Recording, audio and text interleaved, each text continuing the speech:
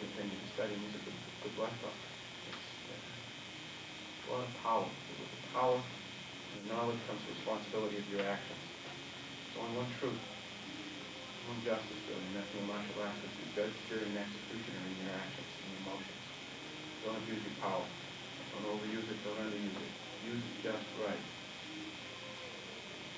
Don't overestimate your opponent. Don't underestimate your opponent or yourself. But let your opponent be the truth of who you are. It's the style that makes the man. The best man wins. The one who has fooled himself least about what he can do and not do. Does that make sense? It's not the style. Who's better? The karate guy, the boxer, the wrestler, the Korean guy, the best man. It's not the style. This style happens to be very flexible, so no matter how many ways he's got to win, you've got another way to negate his strength. And we adapt because we're thinking about being not as strong, not as fast, not as experienced, not as mean as the other guy, finding a way to win every time, especially helping out a friend in time of need. Helping out a friend in time of need. Practice helping out a friend. And it's just you. About. I always think about practicing my front kick. I got a door in front of me, a burning building, and I hear a child on the other side. The child can't get out. I'm throwing my front kick. The door is coming down. It doesn't matter how many times I try. If that's a heavy door, it's not going to save the kid on the other side. It doesn't matter. I tried. I even broke my foot trying. It still died. You know, if you get involved, you're affected. You help out a friend in time of need, you start to secrete energy, a certain hormone. It gives you unusual strength when you need it. The strength you'll always have. And that strength not only allows you to live longer, it also gives you the ability to heal. But you got to pay the price. It's like I'm talking to some of you. You got to think all three directions when you do it. And when you do, nature hates a void. Yet something special. That special is where all the truths meet here and now. That's what came after Dave and wrote at the Shaolin. Okay. You didn't know who this guy was going to be coming up from Florida, right? Hopefully I've communicated some of these principles that were trusted to me. Now I'm trusting you. Again, with the knowledge and the power comes the responsibility of your actions. Don't overuse, don't underuse. Better to be prepared and not have to, than have to and not be prepared. And that's what we train for. Whenever we're studying how to do things that are not nice, and there's no rules, and there's lots of them, they're bigger. And there's more of them. So we're going to win. We'll find a way to win it. We'll believe in ourselves. Believe in the truth. Okay. Give me the honor of bowing. The master, the flag, the instructors, the black belt guys, really, they look great today. I mean, they really responded. You know, they had character. They really responded. Okay, bow, kneel. Who you were, who you are, and who you're going to be. Close your eyes.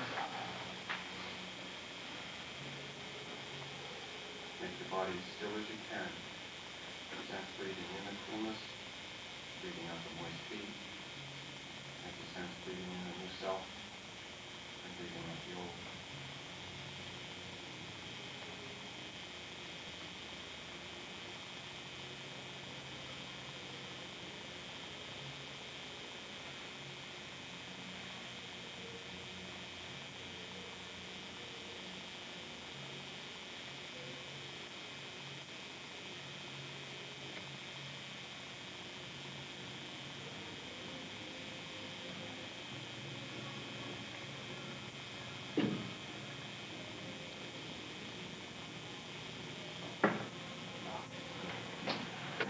Thank you, Betsy.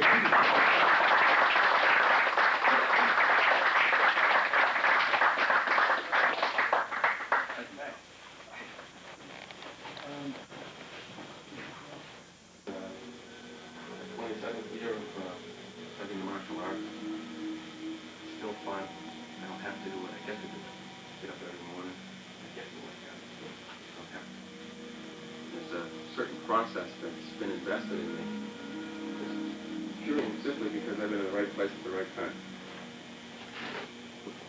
Grandmaster Valari is a monumental person who's gifted in certain ways and he's developed a lot of skill and he's an excellent communicator.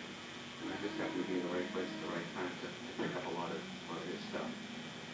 Mr. Valari, I like to think of as like the whole encyclopedia.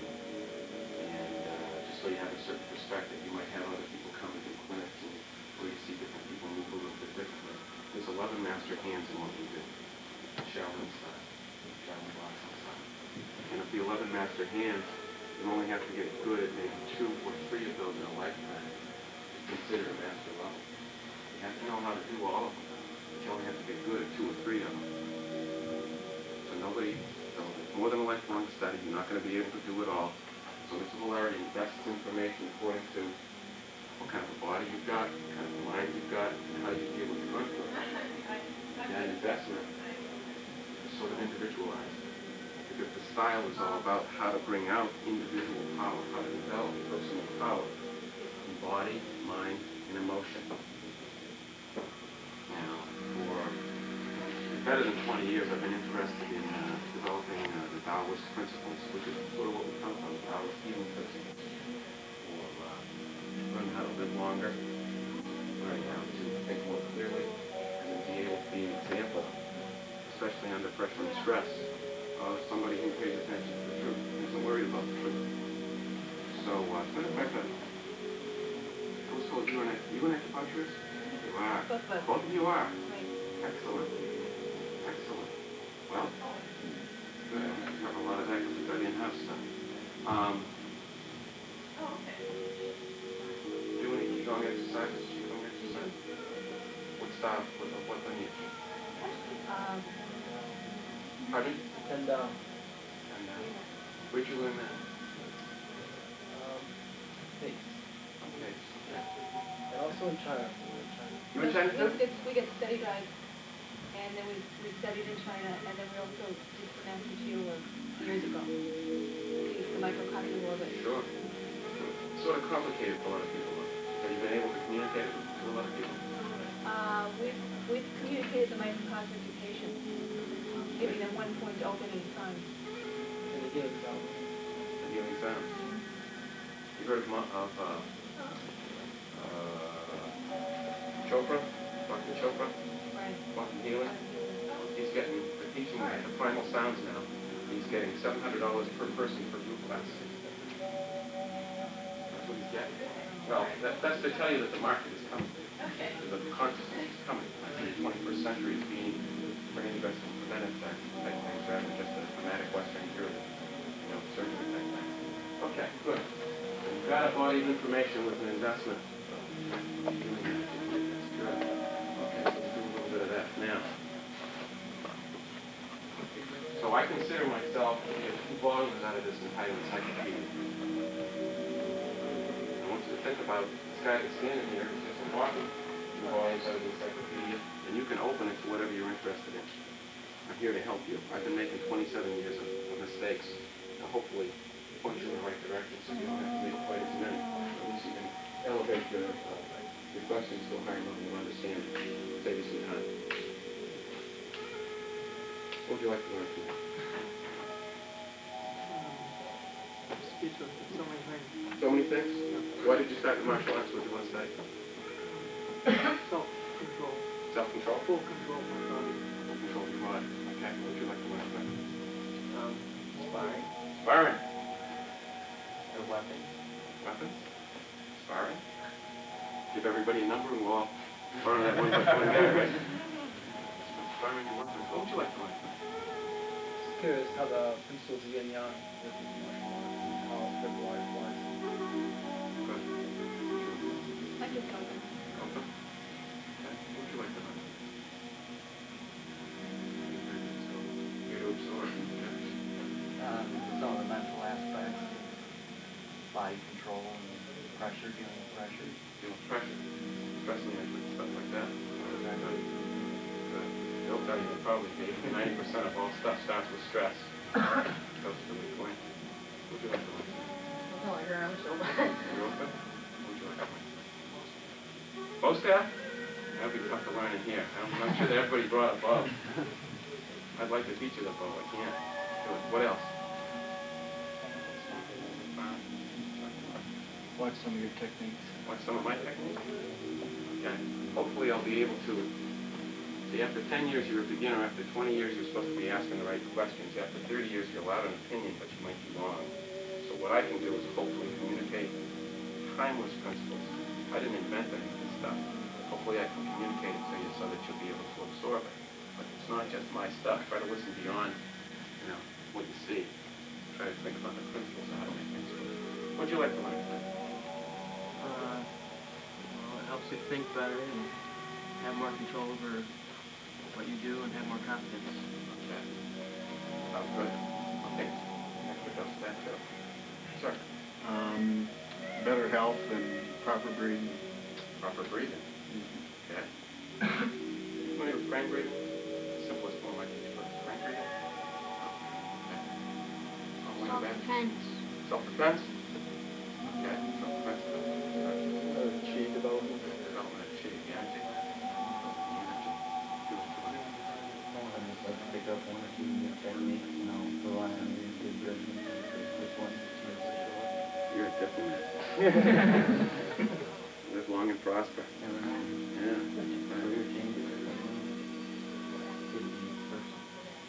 Good. Didn't ask you, did I? To be calm and in control when you're confronted by an attacker. Mental presence. Subconscious mental presence. Anything special? Nothing special? Just a sponge. Just a sponge? Hey, we bounce off each other here. Improve the power of your mind. That's good. Good. Didn't ask you that. Didn't ask you. Find somewhere that has a channel your environment. Calmness. Is it okay to be afraid? Sure. Yeah. But Put in a direction. yeah. Okay. History of the Shaolin system. Do a few hours on that alone. History of the Shaolin system. Most important thing are the principles of the Shaolin system. They're timeless, but I understand what you're saying. How the animals that represent how they fit into the thing. Okay, animals. How many people are interested in animals? Okay, animals. Why the animals? Would you try to be an animal? No. The animals were to help people take chances faster outside of how they, so they could develop things beyond what they could normally expect of themselves. I mean, you ever tried to hold a 5-pound cat that didn't want to be held? You ever tried to hold that 5-pound cat? That cat kind of moves and keeps moving until what? So you let him go. Does he stop? He's got a certain indomitable will. So if we get you to do some breathing exercises and we turn on some of your hormones, all of a sudden you feel the juice running through you, and we get you to take that chance. Have you ever found have you ever held that 5-pound cat? Yes. How much do you weigh? I weigh 120 pounds. What would it be like to hold a cat that's 120 pounds? You get it in your mind, yeah, now I'm looking at lunch, versus it's looking at you, and it's intimidating you because it's 150 pounds. So the animals were used to help you change how you thought about conflict and how to be successful. Kind of like their mental techniques. Okay, we can do some animals. Better reflexes with my techniques and stuff like that. Better reflexes. Okay. Next you today. There's some way of when you're looking at an attack or something to try and determine what types of things you do. Okay. What your types of attacks you do, just by their presence and body language. Yeah. Believe it or not, that's relatively easy to do. Relatively easy to do. Okay. Takes some understanding of how you talk performance too. Didn't ask you, did I? Oh, I'm just here to watch. You are? Yeah. Oh, look at those bright eyes. Wow. Smart one. Didn't ask you, okay. Self-control. Okay. Following back. To help with self-control is modern stress. Right. Like learn to have Confidence in yourself. just how to defend myself better when I go to Shaolin system.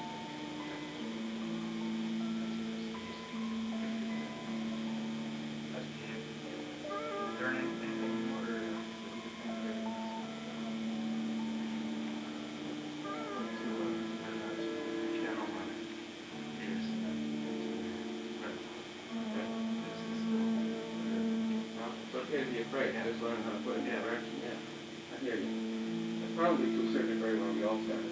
Yeah. Yeah.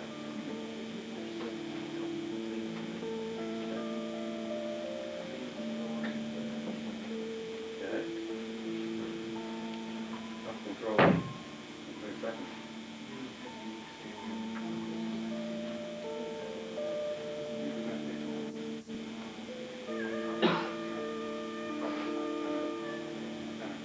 Easy grip on.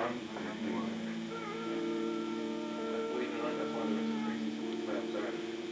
Because it's hard for certain people with quote-unquote trouble steering. Some physical, like balance, is right. Kind of like it's not trouble steering. No?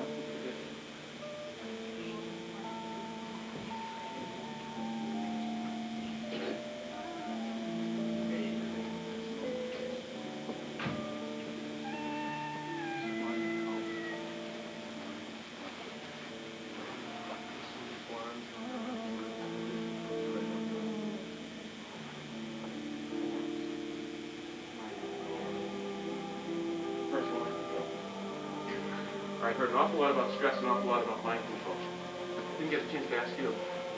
But yeah, what will you be interested in learning tonight? How you practice. I've never practiced. Okay. All right. Are people familiar with the unbendable arm? Yes. You've all done the unbendable arm? How many people have done the unbendable arm? Okay, we've got some that have done it and some that haven't. All right, let's start with the unbendable arm in terms of talking about principles. And because it's nice to know what you're capable of. And if you've done the unbendable arm before, I would encourage you to think about doing it like it's the very first time. Because when the time, it doesn't matter how many times you've done it, you need to do it here and now when you need it, right? Have you integrated it into your technique, into the punching and kicking and how you use it? Yes? And you can do it without thinking? No? You'll be up here teaching it. Good. We all be here for the technique. All right. Let's see.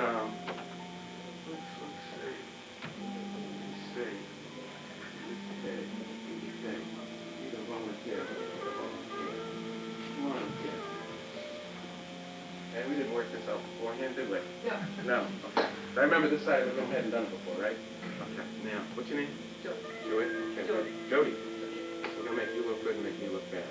How's that sound? Sounds good. Okay. Now, first thing is, let's everybody just stop for 1 second. Stop for 1 second. Okay, let me see everybody just drop into a horse stance. Go. Okay. Okay, now everybody have a seat. Okay, now. Sandy, do me a favor. I'm going to give this to trusted men and women. Okay, now, drop into a horse stance for a second. Okay, now. An awful lot of martial arts is figuring out what makes things easy and what makes things hard. Now, all the martial arts is understanding how to make the easy thing happen, particularly under pressure and stress. First principle, that there isn't anything that's wrong to do, but everything gives you something and doesn't give you something, the yin and the yang. It gives you a potential, but you give up a potential in a different way. The thing that's most consistent in practical self-defense, at least while we're standing on the earth, is gravity. And we hope to make gravity our friend and use it to our advantage as we hope to take the leverage of the ground of gravity away from your opponent. Make sense? That's why we study balanced appropriate responses to a certain type of reaction, which we're going to talk about in a second. Okay, now, are you right-footed or left-footed? So that one's stronger than this one, right? Okay. What I'm going to do is I'm going to push on you this way, and I want you to keep me from pushing you that way, okay? So just pushing back. Does that make sense? Okay. Now, the lesson here is several things. One, what the shape of the body is. The shape of the body has power. At the risk of repeating myself, Mr. Villard teaches us the shape of the body has power. That's why you learn certain forms. It predicts certain powers. You know. Second thing is pay attention to small things. Small things make big differences. When your instructor is working with you and they're saying, they're being very definite about how to do something, even though it seems small to you, there's a reason for everything. If you don't understand something, you should feel free about asking a question, because this style is meant to develop how you can think for yourself, not how to be told to do something, how to think for yourself, develop leadership potential. Okay, now. And then, okay, keep me from pushing. Keep me from pushing. Okay, one more time. Now, I don't need you to help me. I want you to try to prove me wrong, okay? And all the things that we do, try to prove me wrong. Okay, now. Turn your heel just a little bit outside your toe. A little bit more. Okay, bend your knee. And keep your heel outside your toe. Okay, you got short muscle. Now, with the toes pointed right straight ahead, when you're doing your exercises, rather than your toes pointed out, this is a certain type of a stance, and it's good for things. It's good for a certain type of kicking, and it's also good for lateral movement. It's good for punching in 2 directions. But I would strongly advise you to work with the toes right straight ahead, because it makes your body do more things, particularly in the bottom third of the spine, where your power's got to come from. Yeah, keep your heels outside your toes. Bend your knees. Bring your feet in a little bit more, so you're not sliding on the carpet. Yeah. Okay. Okay, bend your knee. Keep that heel outside your toe. Oh, you feel something stretching. That'll allow more weight to go to your foot for like a side kick, too. Okay, bend your knee. Keep me from pushing.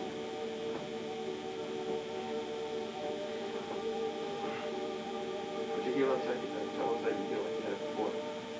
Bend your knee. Keep me from pushing. Bring your heel outside your toe. Both of them. Both of them. Keep me from pushing. Now, what we want to do is we want to blend feelings. The feeling of purchase of the ground. Okay? Now, how hard are you working now?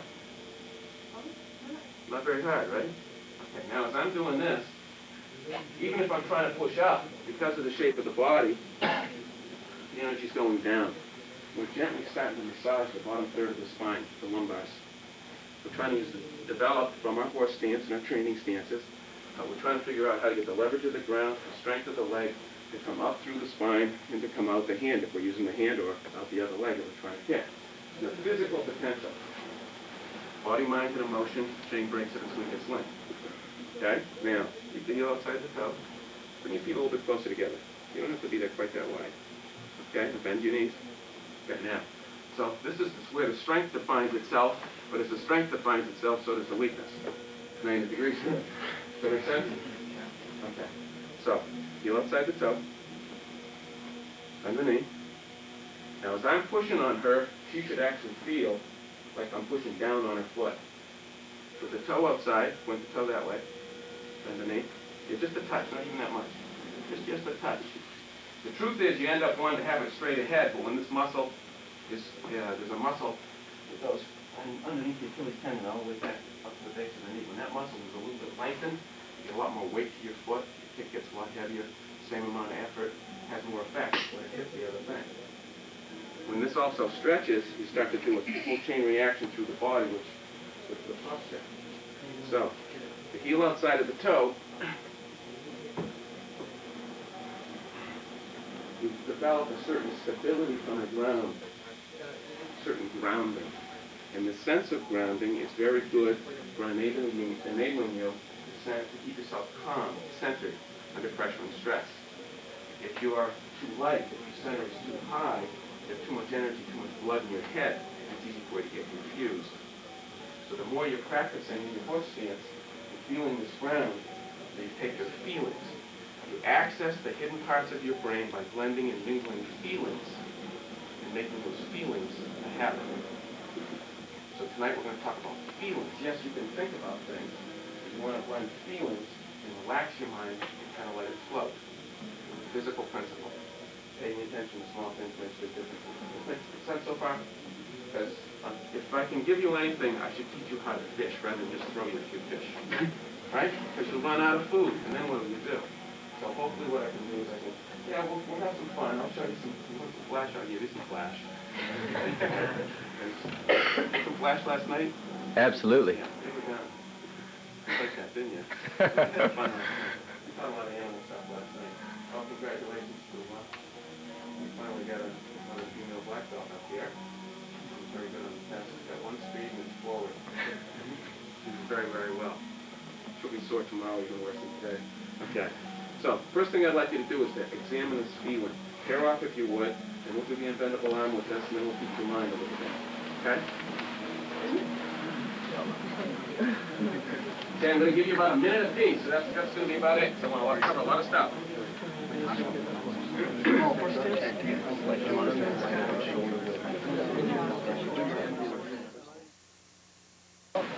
It really doesn't, you don't have to be real wide. And in the beginning, you might want to exaggerate a little bit just so that you can develop more and more of that feeling. But the truth is, you want to end up being able to feel comfortable with the toes right straight ahead. With the heel outside of the toes, it really kind of makes you keep your feet flat on the ground. You don't want to have more weight on the outside than the inside. You don't want to have more in the front or in the back. It's really, for movement, a touch inside and a touch on the ball of the foot. But when your weight goes to the outside of your foot, you have a tendency of rolling, and your body it lifts like an airplane wing. Put the heel outside your toe. See, when I push, see, she rises. Put the heel, put the heel out, the other way. Right. Now, she has a tendency, even if I try to push up, see, she'll still be grounded. She'll have her energy down on the ground.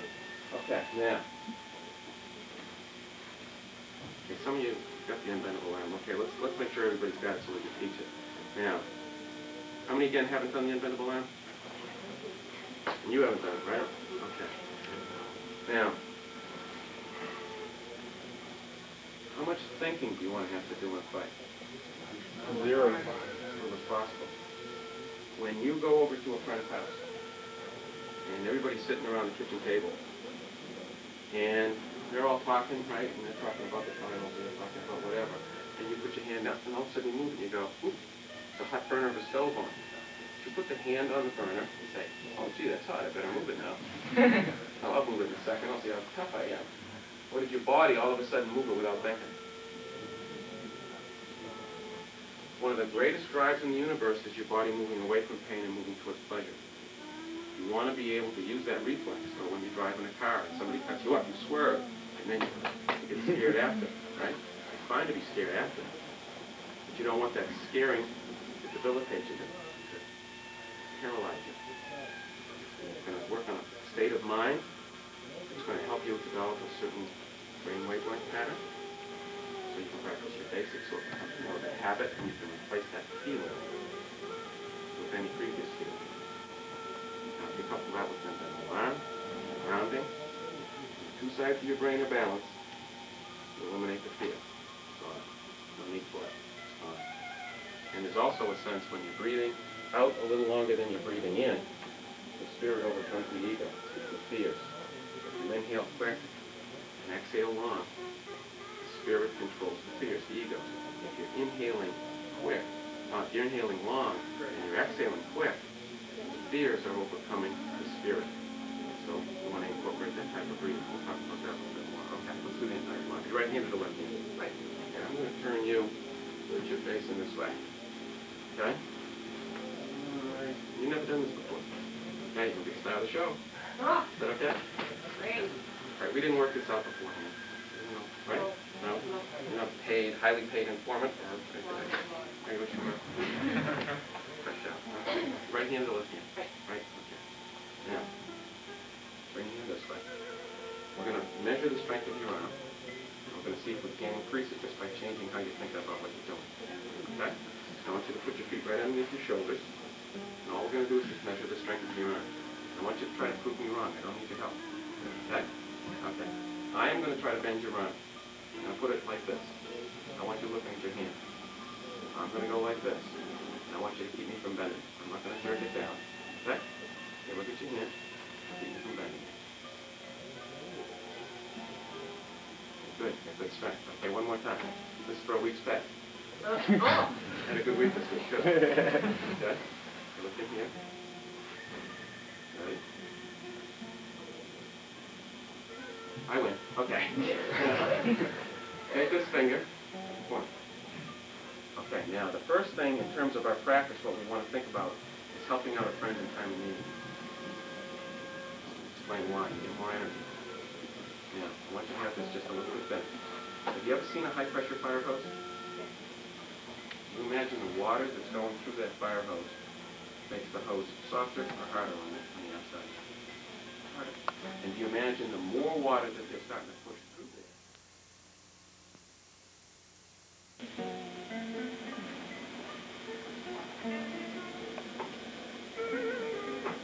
Think about the top of your head. Boom! It went away. The word created, the word takes away. Okay, not me. Okay, now, look at the end of your finger. Keep me from bending your arm. Now go over there, mentally. Extend. Think about helping out that friend. Good. Now for you people, keep preaching while I'm talking. For you people that have done this before, you got to do it. I want you to start thinking about relaxing your eyes, your jaw, and your shoulders, and start believing in doing it more with your mind than your muscles. I want you to start relaxing. Start relaxing your eyes.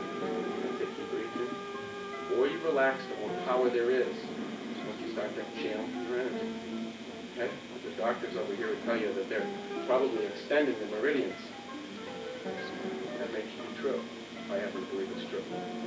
You may be thinking that just by changing how this person is thinking, certain muscles start to change. Their angles start to change. That could be true too. Call it all of it baloney, but just understand because she's changing how she's thinking about what she's doing, a lot more power becomes available. I want you to think about this too. A lot of times in conflict, people get involved. They even try hard, but it's tough for them to maintain their concentration for the last 10%. It's okay to get involved. It's okay not to be the best. It's okay not to get that A. It's okay not to make that whatever. Right? Make that shot in basketball. The final shot that would win the game. Understand what I'm saying?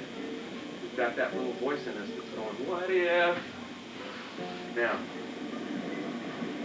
one of us is bigger than the other. Is that true? It's the guy in half a Santa Claus suit, by the way. Yeah. Is it okay for somebody who's bigger than somebody else, using two hands on one? Is it okay for the person to struggle, but is it okay for the person to lose? Yes. Yeah. So when you're sparring, when you're fighting, whenever you're thinking, and it's ego versus ego, fear-based emotions, ego versus ego, your ego can be led, and that little what-if mind can come in. Some of your fears confuse you, hold back your relaxed natural self with your full power rise. But when you take the mind, and I'm taught it's called the greater mind, and you are over there with that mind, all of a sudden, more power becomes available to you, because she forgets that it's something bigger against something smaller. She forgets it's two against one. She forgets about the struggle, and she sees only the solution to the conflict. You understand what I'm saying? There's a lot of times people get involved in, gee, I got a problem. See, there's a lot of ways I could solve that problem. Gee, there's so many different solutions. I don't know how I'm going to solve this problem. The problem never gets solved. The truest essence in the martial arts is to understand what the problem is, see it for what it is, solve the problem next. It's called the solution mind. Gee, I could hook kick him, I could front punch him, I could spin around back kick him, I could do, he could do this to me. Or you just win. You just figure out the easy thing, let your body move away from pain, and you have it move towards pleasure. In this case, pleasure. Okay? Does this make sense? When you're training, I think about seeing, well, with my front kick, okay? I think about seeing a building in front of me, and a door, and it's on fire. The whole building's on fire. And I can hear a small child's voice on the other side of the door. Now, is it good for me to try to kick the door down? Yeah. But no matter if I kick and I kick and I kick and the door doesn't come off the hinges, even though I get involved, and even though I try real hard, does it save the child's life? No. So you have to train thinking about helping out a friend in time of need. And as you throw the kick, in your mind, you clearly see the door coming off the hinges. Because your mind is reaching, it's doing a certain type of unbendable arm. And you want to incorporate these principles into how you're standing from the very time that you start, from position, find yourself your principles, before stance, mingle the principles. Make sense? You need to do it all the time. And what happens is you balance the brain, you balance the various energies. So when you health, balance the various energy systems flowing inside and around the body. Become very powerful, very clear. Okay?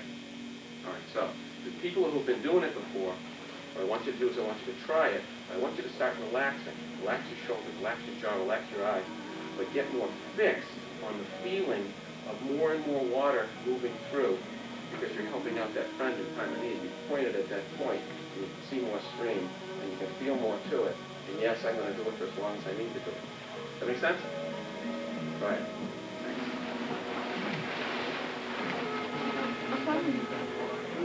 No.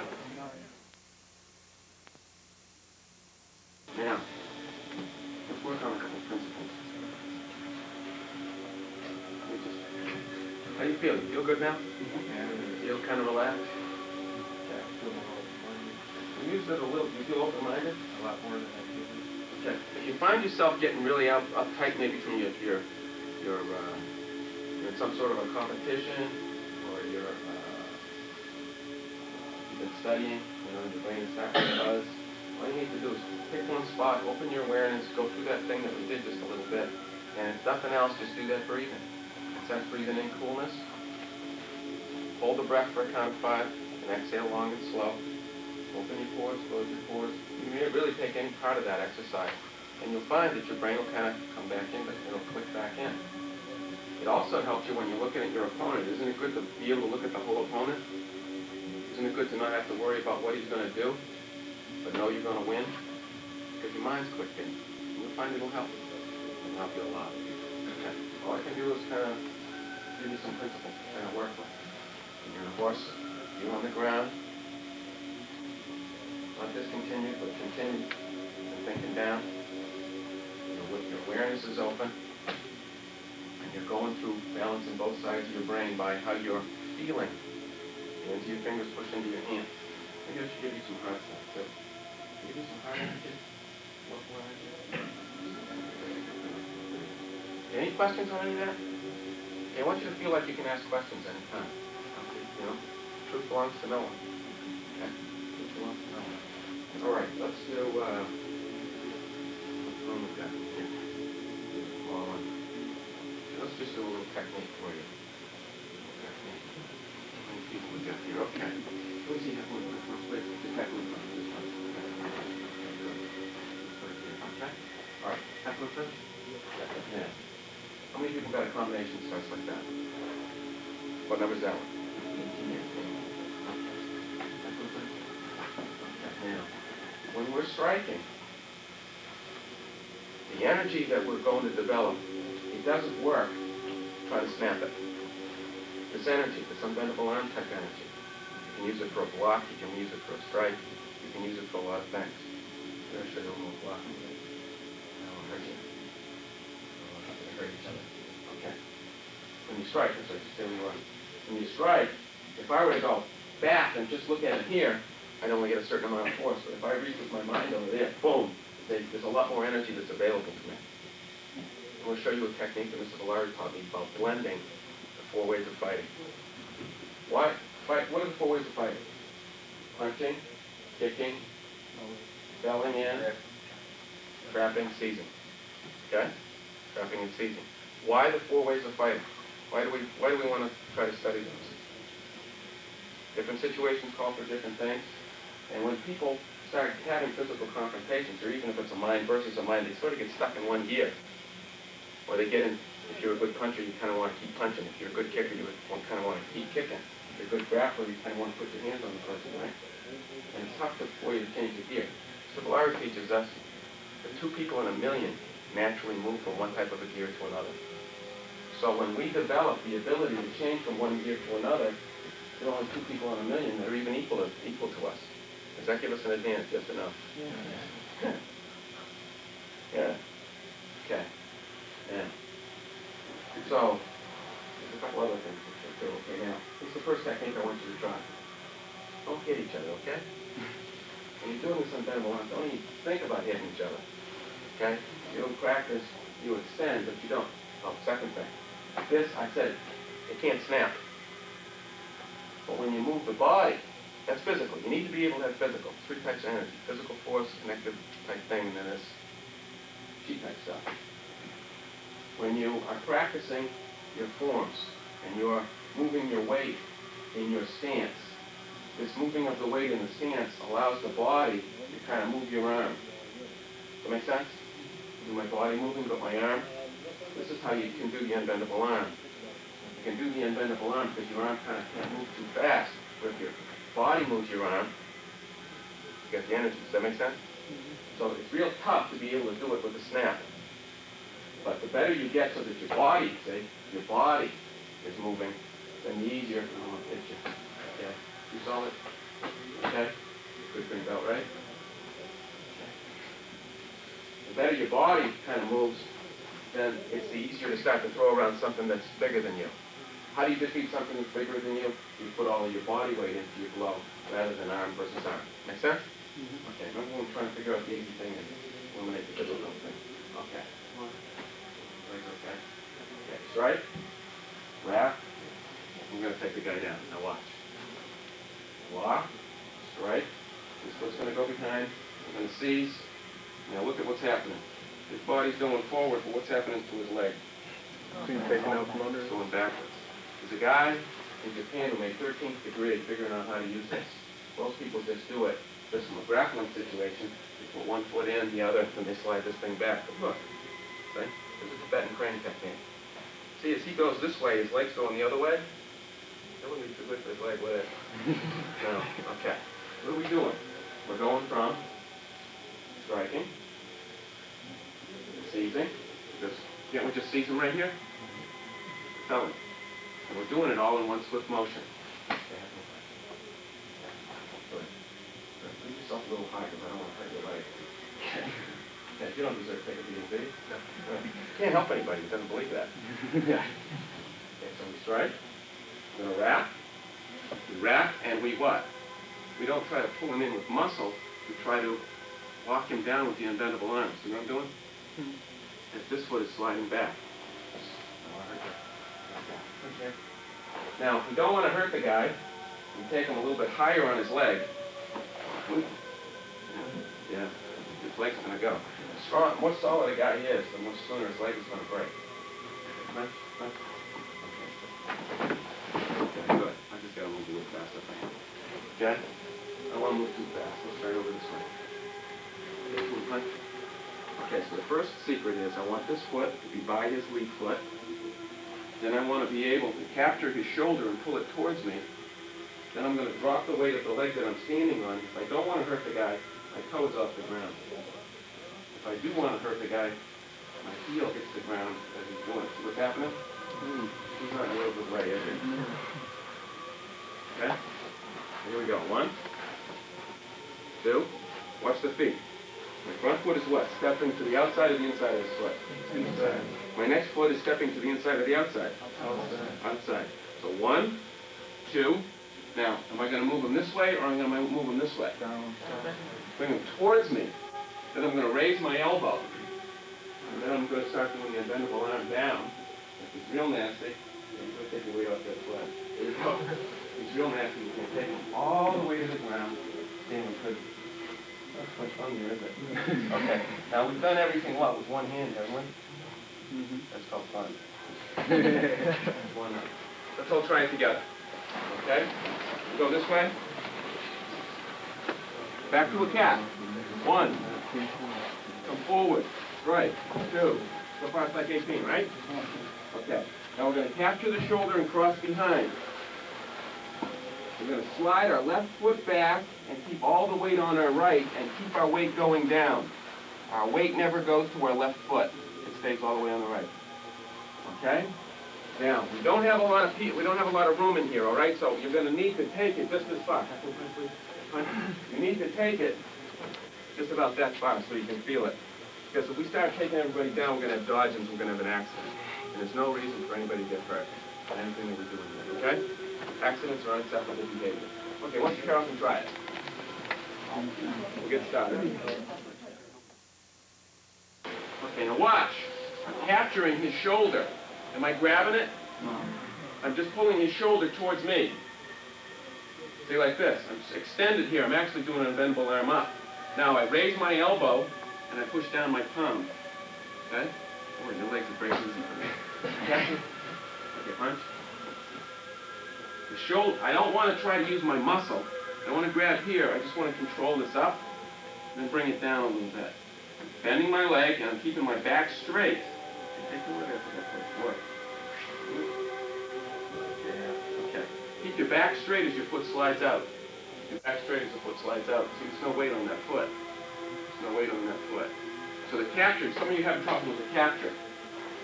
Think about, he's got a shoulder. Here's his yang, the root of the yang. I take his energy and I bring it towards my, what? Center. See, like this, but I'm just doing it with one hand. Don't bring your arm over, see, and try to grab it. Just walk with this part of your arm, this part of the shoulder, then go down. Okay? Here, I'll try a little bit more.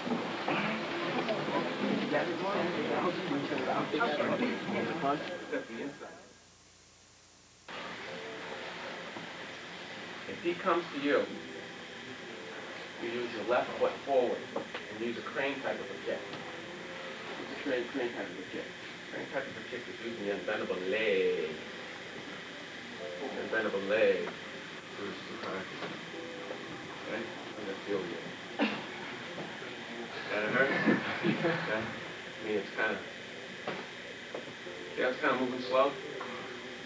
Now watch this part of the body. See, it isn't... See, it's not snap. Because that snap, believe it or not, doesn't have anywhere near the feeling that does. I'm trying not to hurt him, okay? Because it's this part of your body and the way it's moving. Now, if you kick a point at the opponent's body 3 fingers below the navel, the center of his body stops coming forward, so he starts losing his power, so it's finally gone. If you can figure out how to do a ball kick, 3 fingers below his navel, it stops his body from coming forward. Now, we stop the center from coming forward. Let's say he's coming to us, you're coming to me. Say, I stop at the center of coming forward. When this starts to snap back, my foot starts to snap back, I snap this out. I don't care even if I hit his arm. I don't care even which foot he's got forward. He comes to me, left, that's right, left. If I'm going to him, you move a little bit to make the guy feel uncomfortable, and it's right. So you now have a technique that goes from what? Defensive to offensive. Same technique, but it's good. I'm going from the center of his body up into one side. Going from what? Kicking to striking. I'm using 2 of the principles. Seizing, if I can, to felling. But what else is happening to the guy's brain? The guy's brain is going from here on an elevator left. And what am I doing with my lower body? I am attacking his what? Which one? And in this particular case, it's the rear one. And guess what? That's the one most people forget to defend. Right? I mean, they think that, yeah, sure, when you get out there, somebody might kick you in the kneecap. They kind of protect that. And they think that you might make a comment to the next generation. Right? So you have a tendency to know to protect that. You know to protect your head. You're quick with your hands. The first thing that everybody forgets about is this back leg. So if it's the back leg and it's this side, that's fine. If it's the front leg, it's going to be a little easier. Agreed? Okay. So we're going from stopping the guy's center of his body to moving the computer, making him defend the computer. Then we're taking away his suspension system. What do I have to learn? I have to learn left, left, left. Now, if he gets confused, ask me a question I don't know the answer to. What's the diameter of it? 8,000. No. What is it? About 8,000 miles, isn't it? Okay. Ask me a question I don't know the answer to. What? Yeah. Right? Then all of a sudden I get the answer. Oh, I've got the answer now. I've got the answer. What you do when your opponent is you watch right here.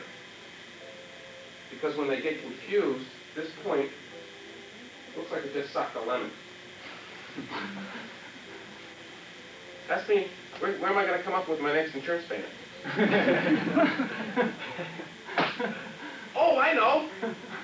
I left it, this point opens.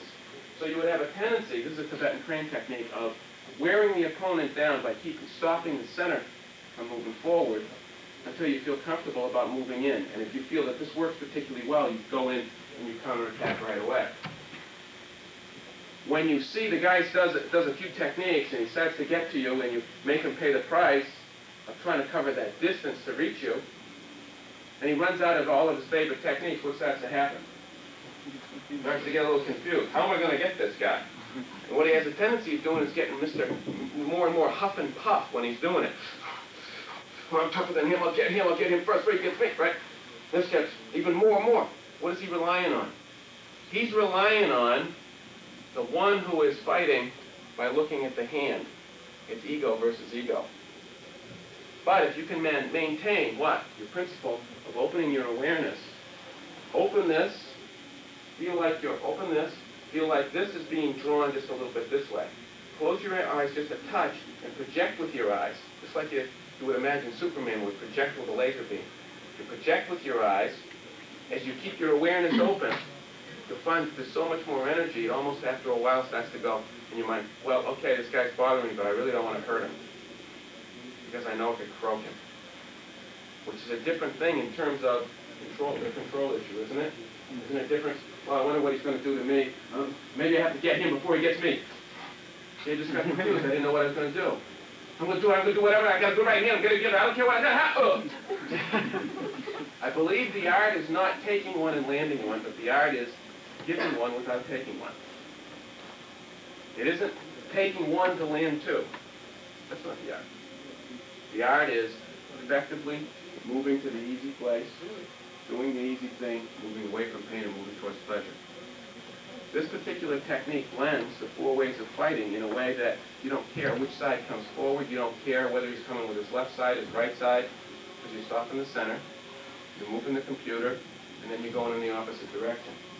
And if you can get comfortable with the footwork, you'll find that it's kind of easy to always be a difficult opponent. And if you know you're a difficult opponent, then you don't take unusual risks. You don't try too hard. Does that make sense? Does that make sense? Okay, for just a minute, what I want you to do, I'll go on to something else. Because I wanted to give you kind of a way of practicing shifting gears. When you practice this, you kind of want to practice it sort of, so you want to kind of feel it so that it flows from one thing to another without a stop. It isn't a stop, go, huh, huh. See, it isn't a karate-type mentality, it's a Chinese boxing type thing. Karate's good. But sometimes you're not the bigger, stronger person. And sometimes you're not willing to take a blow, because there's 10 of them. You're not willing to take that blow. This is Chinese boxing. Chinese boxing moves away from pain, goes to figure out the easy things to do. Your mind is in an elevated place. It's that greater mind, but you're paying attention to your principles. You're down, you're breathing from here, your awareness is open, and your energy is flowing. You practice the forms and the combinations to develop different ways of winning while still maintaining those principles. Just making sense? I'm trying to give you a way of fishing rather than just throwing you a fish. Making sense? So for a second, you're not going to be half-moving in with each other. What I want you to do is I want you to kind of shuffle in like you're sparring, and then kind of move away, move in, move away. And since he's coming to me, I'm doing this one. He's moving away. See, I'm coming with my backside. Make sense? Okay, here, I'll try it. Thanks.